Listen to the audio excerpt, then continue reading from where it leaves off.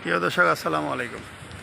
এটা আমাদের খিলগাঁও যে রেল ক্রসিংটা ছিল ওইটাকে ভেঙে এখন এই যে আপনার নিচে দেওয়া আন্ডারগ্রাউন্ড রোড করে উপর দেওয়া ট্রেনের যাওয়ার রাস্তা করে দিয়েছে। খুবই সুন্দর, খুব দৃশ্যটা খুব সুন্দর লাগতেছে আমার কাছে। আমি অনেকদিন পরে আসলাম এখানে। এখন এই যে এইটার নিচে দিয়ে আপনার রাস্তা তৈরি করছে, এটার নিচে দিয়ে যায় আবার ওপারে যায় আপনার এই যে রাস্তা, এভাবে হয়েছে রাস্তাটা, খুবই চমৎকার।